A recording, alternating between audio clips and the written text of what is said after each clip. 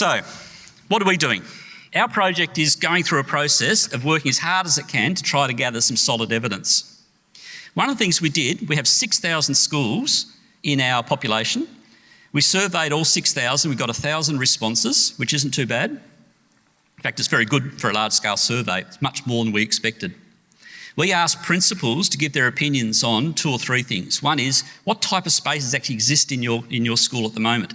This particular one, which spans the some Australian states within this project and also all of New Zealand, found that actually when we use a typology, which on the left is a very traditional classroom setup with cells, as you'd call it, and a corridor down the middle, the sort of classroom a lot of us would have gone to. On the far right, you've got the total open learning plan type environment, which are still being built today but were very characteristic of the 1970s. And of course, you've got other typologies in between that sort of range from between those 2 extremes. The principals were asked to say what percentage of each of these spaces exist in your school. Of the 822 principals that responded, we found that a quarter of those spaces are actually what we'd probably consider to be an innovative type environment, which is the type D and E, the 2 on the right. The majority of them are traditional classrooms. We also asked principals to give us their opinion on what type of teaching is happening in these spaces. And we built this typology, as you can see on the left, from the direct instruction type things at the top down to the very strong student-centred learning approaches down the bottom. And what we found there was, funnily enough, a quarter of the students in Australian schools and New Zealand schools came in as being in the student-centred type approach to learning. So from this short piece of research, we can say with some degree of confidence that at this given moment, 3/4 of the students in Australian and New Zealand schools are sitting in classrooms in tables and chairs that face the front, with a teacher at the front talking to them in a teacher-directed teaching approach that runs counter to all of that research about deep learning and all that research about the quality of teaching in mind frames. We then took that data and we plotted against the types of spaces, and it was fascinating. We didn't expect to find what we got.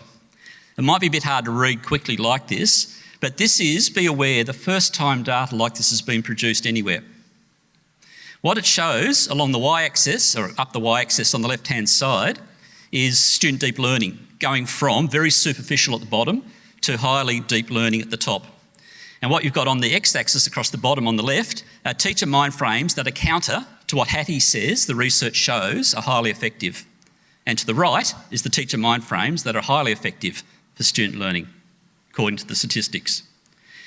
And then we plotted it against the types. And funnily enough, type D, which is the second from the right, has rated the highest, and type A, which is the traditional classroom, is rated the lowest.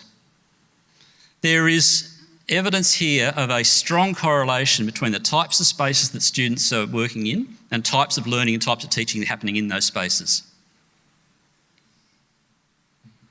In fact, when we published that, I remember at a Chief Investigators meeting, John Hattie made the point that probably each year in the world there are 2 bits of data that come out in education that's exciting. And he said, and this is only March when we put this out, he said this is one of them. This is phenomenal. We did not expect that sort of correlation to come through so clearly. Another thing that the astute people within your group might pick up is the fact that actually those typologies run in a straight correlation from A through to D, but the open plan learning isn't quite as strong as the slightly less open plan. So straight away we're getting some data around saying, well, what is the optimum design for these sorts of spaces? I would argue the types of STEM spaces you are building, given the desire that you have for the types of collaboration, communication, creative thinking, etc., are designs that sort of fall within the C and D categories. So there's some evidence here to say that you're on the right track in producing what you're producing. I'm a bit tongue-in-cheek on this one because I don't totally agree with it, I believe it, but I think we are starting to gather some good evidence about their impact. And some of that impact is stuff that particularly people like Terry Byers from Churchie, who have spent a lot of time putting work into isolating space as a variable. He was able to say in the conclusion of his PhD one sentence that I thought a whole PhD is worth that one sentence. Students in the innovative learning environments outperformed their likability peers in traditional classrooms in mathematics and English by 17%. Now, it takes a PhD to come up with that sort of finding. That is solid, robust evidence. Terry's is one of 3 studies that has isolated space as a variable internationally since 1960, and we have to have more of it.